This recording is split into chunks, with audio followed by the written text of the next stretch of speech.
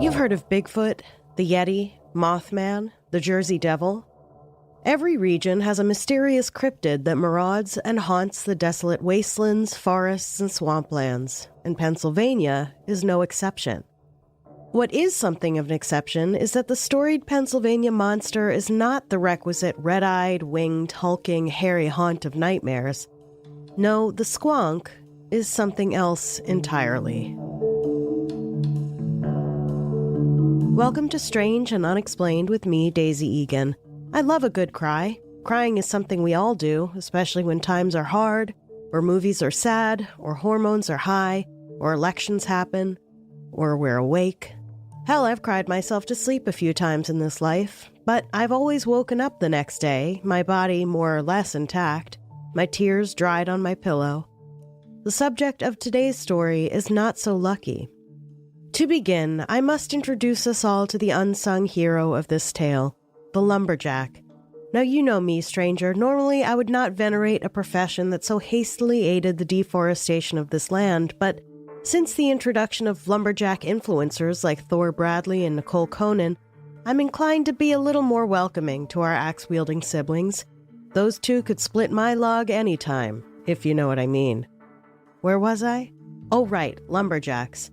Turns out that aside from being hot and wearing high heels, suspenders, and a bra, lumberjacks have historically been an invaluable resource when it comes to identifying elusive and mysterious creatures who make the ever-diminishing forests their home. Without lumberjacks, we might never have heard of the poor, sad, weepy Squonk.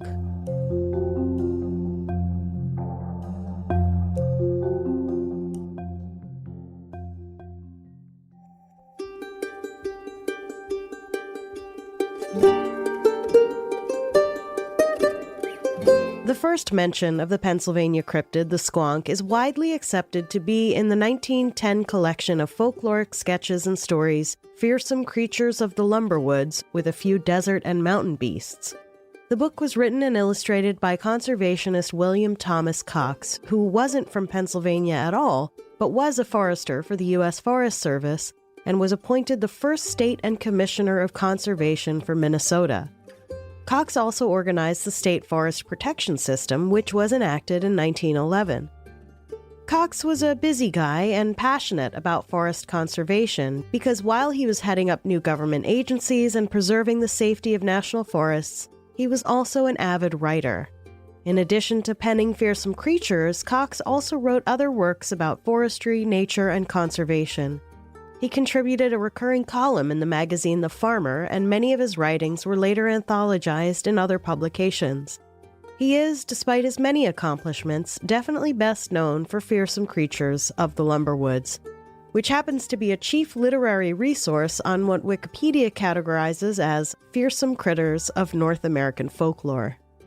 And truly, the book is something else. Full of imaginative and detailed illustrations and vibrant descriptions, it catalogs the various strange creatures supposedly sighted by lumberjacks and woodsmen during their work in the deep woods and wilderness of the United States.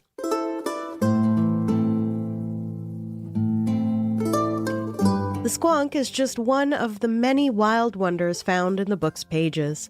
Among the other critters described are the North Idahoan Wapaloozie, which has the toes of a woodpecker and is the size of a sausage dog, and who reminds me, at least from one of the drawings I saw of it, of those videos of chihuahuas wearing winter boots for the first time. I imagine this marsupial-ish, ferret-like creature with bird feet would just have a lot of trouble walking. Then there's the Midwestern hodag, which looks like if Jim Henson designed a Pokemon, and is not to be confused with the Midwestern hoe-bag, which is a bitchy girl named Linda I met in Chicago once. And the whirling Wimpus from Tennessee, which appears to be a gorilla-esque creature that spins around like a Tasmanian devil and is described in the text as bloodthirsty. I have literally never heard of one single creature listed in this book, and I guess that makes a certain kind of sense since I admit that I am not totally up on my obscure North American wildlife, nor my early 20th century colloquial folklore. Silly me. But is this book just a glossary of magical beasts that exist only in the minds of imaginative outdoorsmen? Or is it a catalog of the real sightings of those familiar with the deep wilderness? Are these creatures, is the squonk, elusive but very real? Cox informs us in his book that the squonk is a very rare creature to happen upon. He acknowledges that, quote, few people outside of Pennsylvania have ever heard of the quaint beast, end quote. And although sightings of the elusive squonk are rarer even than trump off a golf course, Cox managed to include a drawing of the animal, which is, admittedly, a little hard to describe. It looks like something out of a Lewis Carroll story, a cross between a toad and a pig, maybe?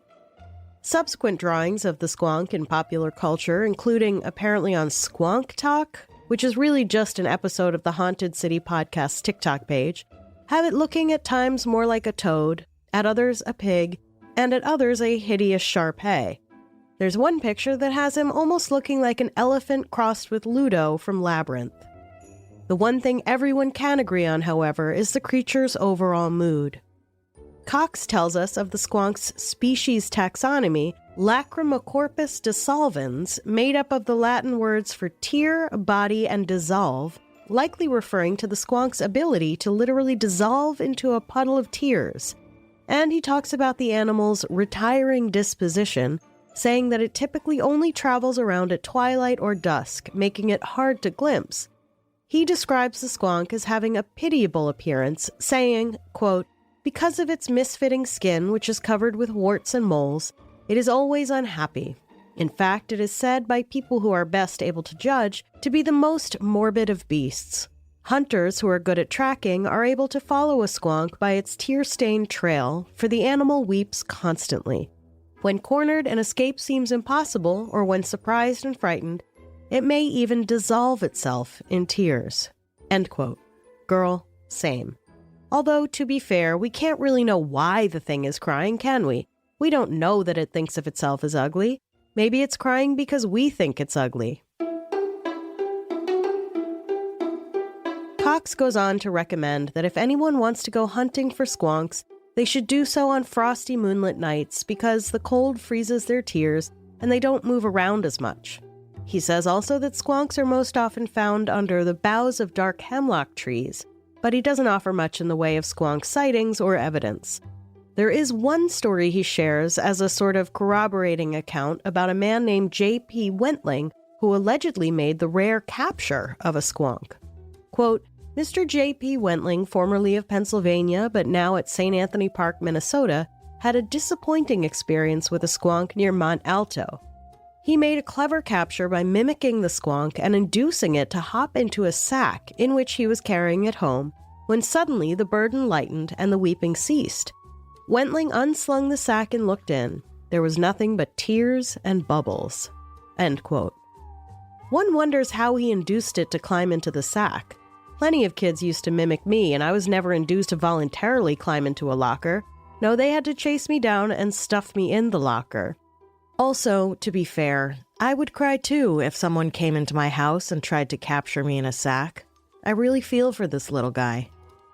So to recap, the squonk is a homely, lumpy creature that hides out under hemlock trees in the woods, and if you catch it like old JP did, it will cry itself out of existence, leaving only bubbles for you to show to your curious cryptid-seeking mates. I honestly can't think of anything more goth. It's like Robert Smith's Patronus. But is it crying itself to death? Is it dissolving into a pile of bubbles? Or is it somehow vanishing, only to reappear somewhere else less capture-y? This capture by J.P. Wentling is the only squonk sighting in Cox's book, or honestly anywhere. In all of the field guides, stories, and songs that mention the squonk, there is not one other detailed account of an actual squonk sighting. There are mentions of glimpses of the squonk, but none contain real detail or are so vividly described.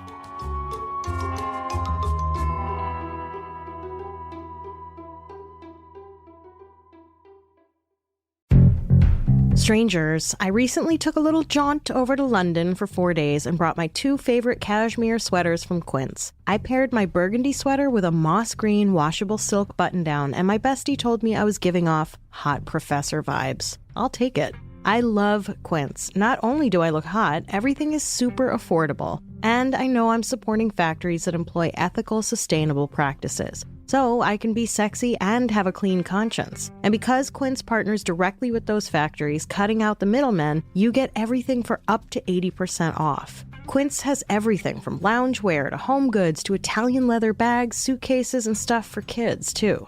So go ahead and save money and look great doing it. Give yourself the luxury you deserve with Quince. Go to quince.com/strange for free shipping on your order and 365-day returns. That's QUINCE.com/strange to get free shipping and 365-day returns. Quince.com/strange.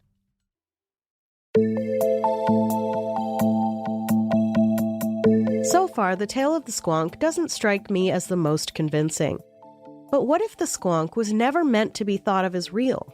Maybe Cox had other motivations for writing his book than to prove the existence of elusive cryptids. Cox, as a forester, knew lumberjack.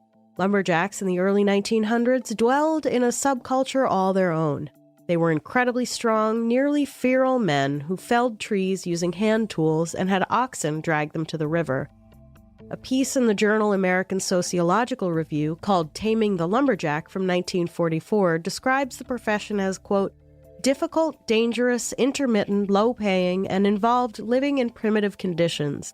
However, the men built a traditional culture that celebrated strength, masculinity, confrontation with danger, and resistance to modernization, end quote. Sounds very manosphere-y, but out in nature with old-timey tools and a refreshing lack of Twitter and Joe Rogan. Fun fact, sometimes lumberjacks of this era were known by other regional names. In the case of Pennsylvania, woodhick was the preferred term. So when you call someone a hick, consider that you may be paying them a manly compliment. Whatever they called themselves, the deep woods tree cutters of the time were a well-established group of fearless wild men who lived and thrived in nature and seemed as much a part of the natural settings in which they could be found as the trees they felled or the creatures they described seeing. Lumberjacks made their living shouting timber and provided the materials for urban development, but their loyalties were definitely to the wilderness. Around the time that Cox wrote about the Squonk, the Industrial Revolution was in full swing, and there was a substantial increase in logging. Is it any wonder, then, that this was purportedly when an uptick of Squonk sightings and sightings of other fearsome creatures described by Cox occurred? As logging increased, the forests decreased. Cox and other conservationists worried that the forests would be lost to industry and the existence of lumberjacks would become obsolete. If the forests and the lumberjacks disappeared, so too would their culture. The Squonk and the many creatures mythologized by lumberjacks were recorded in Cox's book to preserve that endangered culture and its folklore. It follows, then, that creatures such as the Squonk described in the book might serve a different purpose than just a claim to existence. The sad-eyed, ungainly Squonk might just as easily be viewed as a metaphor for what was, in Cox's eyes, happening to the woodlands and his feelings about it. The introduction of fearsome creatures shows the book as a labor of love about the disappearance of an America Cox was deeply passionate about. Quote, every lumber region has its lore. Thrilling tales of adventure are told in camp wherever the logger has entered the wilderness. The lumberjack is an imaginative being, and a story loses none of its interest as it is carried and repeated from one camp to another. Stories which I know to have originated on the Penobscot and the Kennebec are told somewhat strengthened and improved in the redwood camps of Humboldt Bay. Yarns originating among the river drivers of the Ottawa, the St. Croix, and the Upper Mississippi are respun to groups of listening loggers on Vancouver Island. But every lumber district has its own peculiar tales. Some have their songs also, and nearly all have mysterious stories or vague rumors of dreadful beasts with which to regale newcomers and frighten people unfamiliar with the woods. Much has been written concerning the lumberjack and his life. Some of his songs also, rough but full of the sentiment of his exciting vocation, have been commemorated, but, so far as I know, very few of the strange creatures in his imagination have ever been described by the naturalist or sketched by the artist. The lumber regions are contracting. Stretches of forest that once seemed boundless are all but gone, and many a stream is quiet that once ran full of logs and echoed to the song of the river driver. Some say that the old type of logger himself is becoming extinct. It is my purpose in this little book to preserve at least a description and sketch of some of the interesting animals which he has originated." End quote.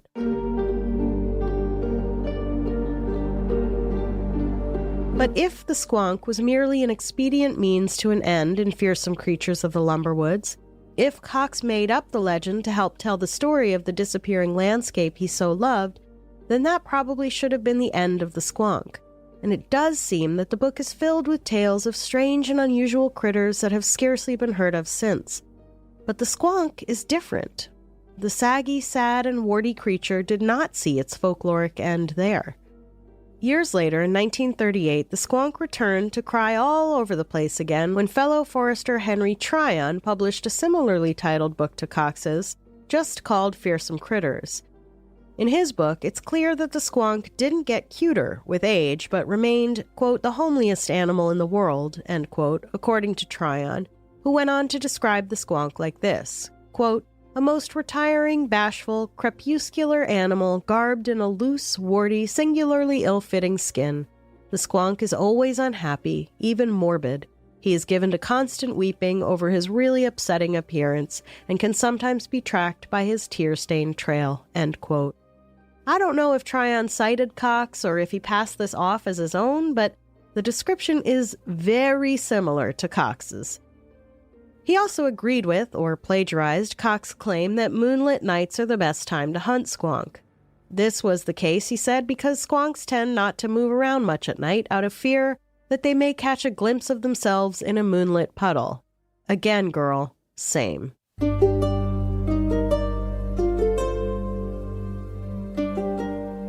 Tryon's book expands on Cox's conservationist perspective, explaining that the squonk's reclusiveness was the result of a diminishing habitat.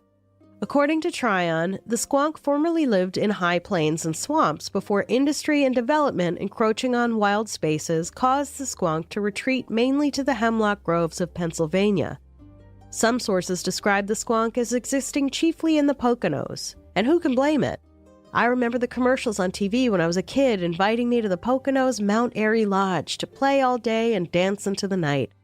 All I had to bring, the commercial assured me, was my love of everything, which would be impossible for someone like me who despises most things.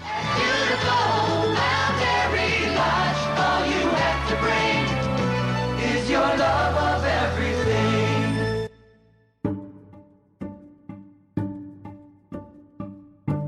Tryon's book tells us, by way of bolstering his claims of the squonk's presence in the hemlock groves, that a person wandering there could hear a squonk crying, again presumably because they are sad about their looks, and that, quote, "the sound is a low note of pleading, somewhat resembling the call of a cross-feathered snee," end quote. More questions than answers, am I right? I imagine the sound to be something between Fran Drescher and a cow. So a snee is apparently some sort of frosty cryptid bird about which there is little other information to be found, except for this entry from Creatures of Myth Fandom Wiki. Quote, "This frostbitten, feathered fowl flutters and flourishes on fashionably frigid and frozen furrows, for it is inclined to the inclement and inhospitable iciness in its immensity. The nondescript nests in natural nooks nearing the nadir of the negatives and is native to the northwest of nowhere, and nearly as is known is never noticed by nobody. Naturally, the nudnik is in need of a knoll nearly as non-symmetrical as knowable. After all, this asymmetric avian animal always is aware of any level land lying lengthwise in a linear layout. Unfortunately, unless it is unbalanced underneath, it is unable to be upright, as unluckily its unequal extremities eventually end it edgewise. Effectively, the entity is exceedingly exhausted and entirely exposed in this event," end quote. Which doesn't really tell us much of anything except to confirm what every writing teacher ever has cautioned, which is that one should really only ever use alliterations exceedingly sparingly, if at all. For some reason, the image that popped up when I Googled the cross-feathered snee was of a person with skeleton face makeup wearing some kind of bishop's hat. Further investigation would have required far too much more time than I have. And so the cross-feathered snee remains even more elusive than the squonk, which is sweeping the nation.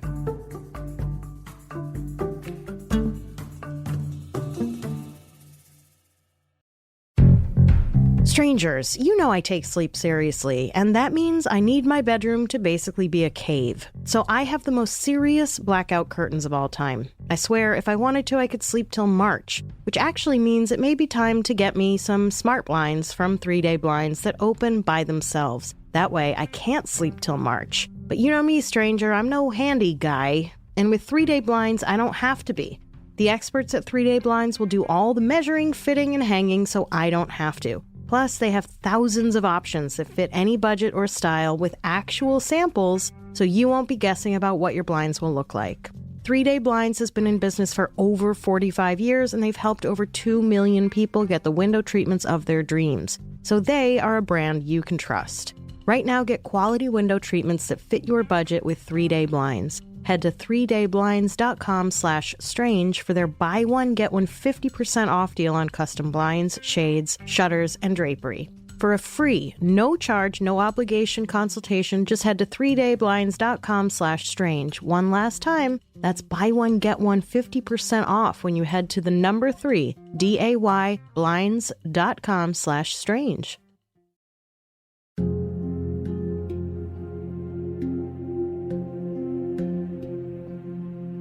Anyway, Tryon continues to go deeper into the squonk's history and physiology, claiming it did not originally have webbed feet, but eventually developed webbing on the left foot because that was the foot that got submerged in water. I really don't understand this assertion. Not that the rest of what the squonk has going on is so easy to grasp, but the left foot thing seems so arbitrary. So all squonks got only their left feet wet for so long that they experienced a macroevolution and developed a formerly absent physical trait to compensate? If Darwin were alive, this might give him an aneurysm. Of course, if Darwin were alive and found a squonk, he would have eaten it.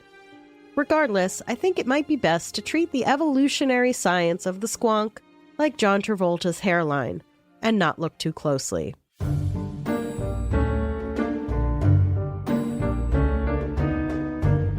So because of this odd one-sided trait, Tryon explained that should a squonk find itself submerged in water, it would only be able to swim in circles and could not possibly return to shore. He also claims that the lakes where squonks once swam, what lakes he is referring to I do not know, were dredged, and that fossils discovered there showed thousands of squonks perished in this manner. There is, stranger, zero information anywhere else that we could find about squonk fossils or some mass squonk extinction. I am shocked.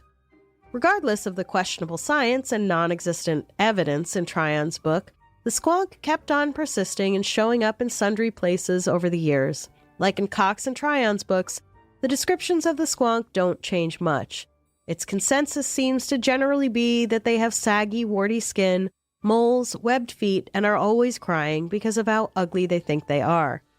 Most descriptions of the squonk also agree that the squonk is a very stupid animal, but in an interesting contradiction, a 2023 piece about the squonk on PennLive.com mentions how acutely aware the squonk is of how ugly it is, highlighting again how its misery stems from its hatred of its own appearance. Quote, "For all its alleged dullness, the squonk appears to be painfully aware of just how repulsive it is. In fact, it's so painfully aware of its looks that Cox claims the poor thing is given to constant weeping over his really upsetting appearance and can sometimes be tracked by his tear-stained trail," end quote. So doesn't that sort of negate the idea of being woefully stupid? I mean, the idea that it knows it's fugly tells us it has self-awareness, which hints at a more developed consciousness, and the idea that it would cry over its appearance tells us that it has the cognitive complexity necessary to experience regret and self-loathing, and to express it as emotion. Though, Lord knows, there are plenty of pretty hideous people, at least on the inside, who don't seem too terribly self-aware. To be fair, I'm not sure I'd categorize them as terribly cognitively complex, though.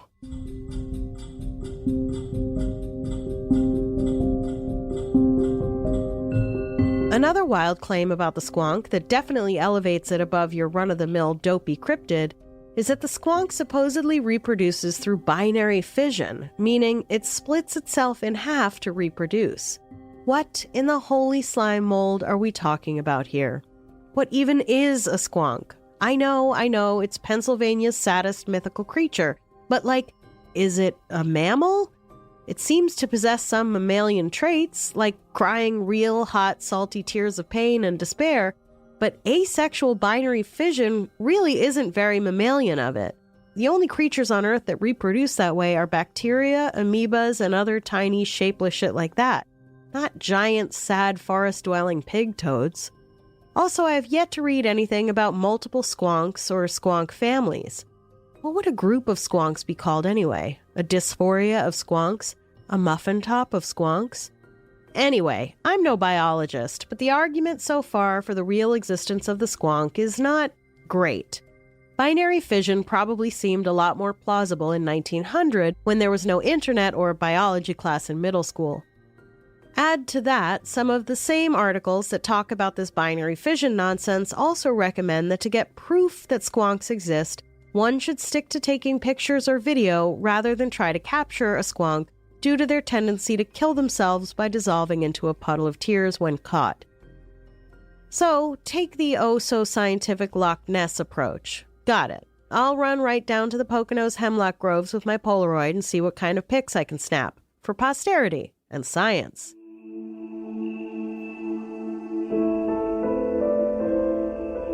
But, as implausible as it is, there is just something about the squonk. Maybe the fact that it is sadness personified?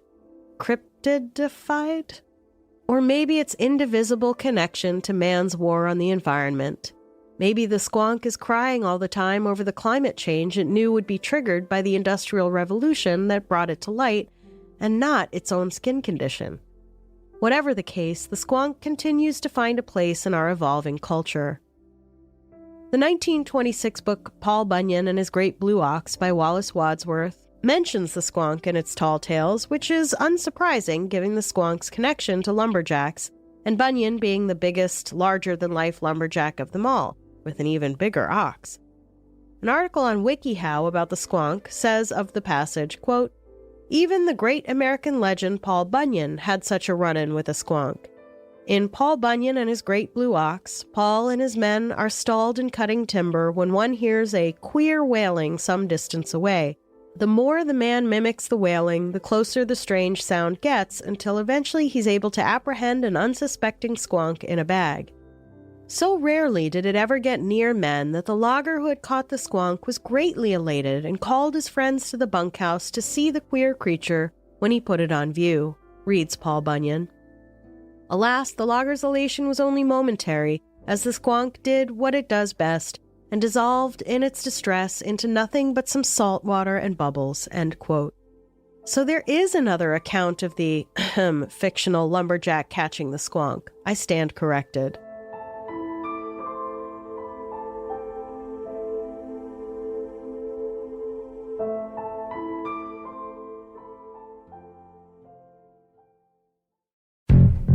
Strangers, I want to tell you about the Sabrina Zohar Show. Relationships, whether you're single, dating, or committed, can feel like a constant learning curve. The Sabrina Zohar Show is here to help you navigate it all with no BS, real talk that empowers you to build the healthy, fulfilling connections you deserve. Hosted by Sabrina Zohar, this growth-minded podcast has built a thriving online community dedicated to helping people take control of their love lives and personal growth. With over 10 million downloads in its first year, a 4.9-star rating on Spotify and Apple, and ranking in the top 0.05 globally, the Sabrina Zohar Show delivers clear, actionable insights backed by psychology and neuroscience. Each episode dives deep into the realities of modern relationships, helping you understand your anxiety, break unhealthy patterns, and respond with confidence in everything from dating dilemmas to long-term relationship challenges. But the show is more than just advice. It's about empowering you to reconnect with your authentic self and make relationship choices from a whole, worthy, and confident place. If you're ready to stop second-guessing yourself and start showing up fully in your relationships, tune in to new episodes every Friday of the Sabrina Zohar Show, because love, in all its forms, should never feel like a guessing game.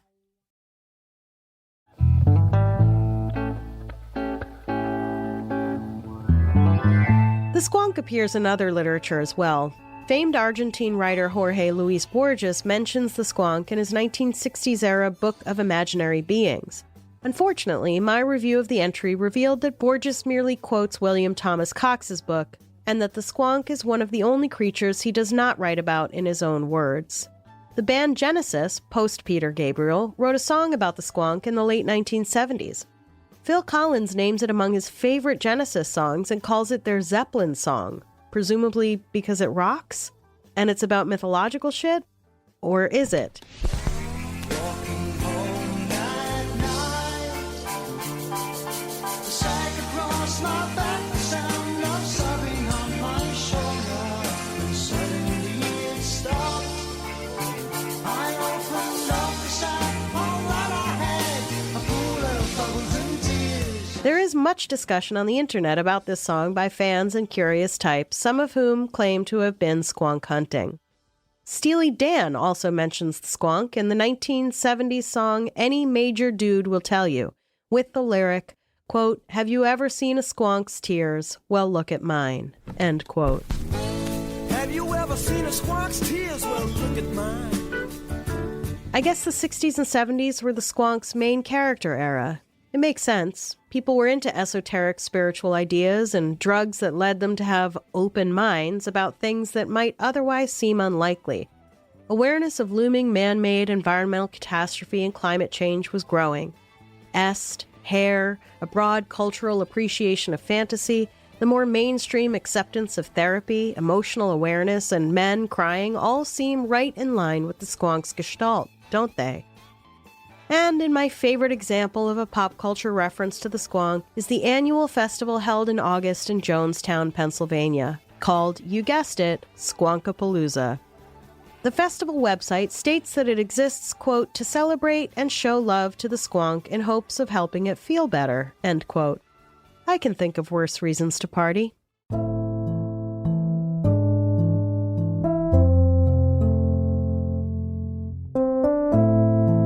I don't know about you, stranger, but I've come to kind of adore this ugly little dude. I like to imagine myself encountering one in the woods. Why I would be in the woods, I don't know, but just go with me here. And after getting over the initial shock and its unusual appearance, perhaps sitting down and being still long enough to get it to trust me so that maybe I could pet its little body and maybe give it some comfort and say, listen, I know what it's like to feel outcast and alone. In college once, some guy met me for 2 minutes and told a mutual friend that he hated girls like me. I have no idea what I possibly could have divulged in those 2 minutes, during which no doubt he was the one doing all the talking, that would have made him draw such a harsh conclusion of me. But it took me many years to understand that I was not the problem in the scenario. He was. You're not the problem, my warty little friend. We humans are. Who's to even say if you cry when humans aren't around? Maybe you're actually the happiest of fellas, and it's just the presence of us tree-cutting, sack-carrying humans that reduces you to tears.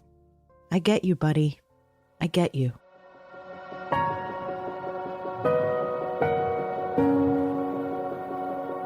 The squonk's origins, while somewhat murky, are certainly tied to a mindset that valued nature and the unique culture of those who worked in and loved the natural world.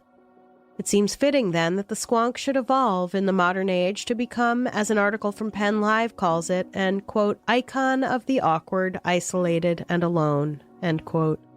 And stranger, what are human beings if not all those things at one time or another in our lives?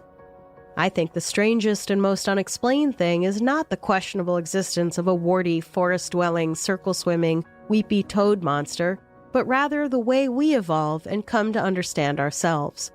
When we could just plop down in the shadows and cry about what monsters we can be, instead we continue to grow as a species, eventually emerging from difficult periods in our history with new wisdom and always marching towards an uncertain but hopeful future, in which we are maybe a little less isolated and alone, but probably still pretty awkward.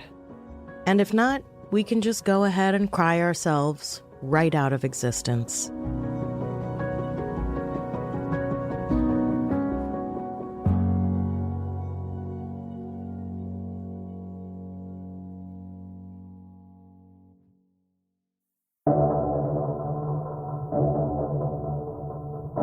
Next time on Strange and Unexplained, we all know the story of Jack the Ripper, the man who terrorized the working women of Whitechapel, London. But what about his victims? To this day, it's hard to know how many there were.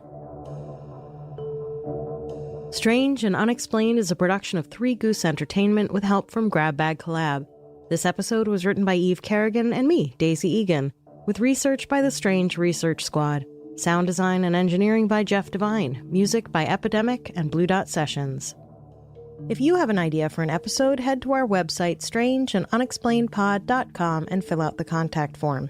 I will write back.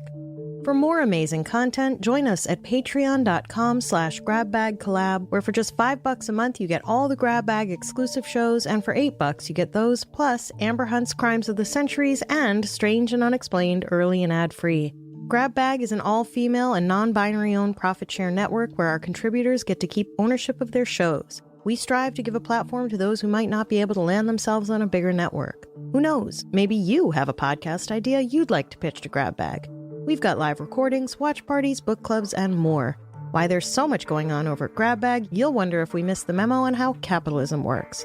Join me on Instagram at SNUPod, Daisy Egan, and Grab Bag Collab, or head to the Facebook page to join in the conversation. If you like the show, please visit a sponsor with our unique code, give us a quick review and 5 stars, subscribe and download, and tell a friend. Stay strange.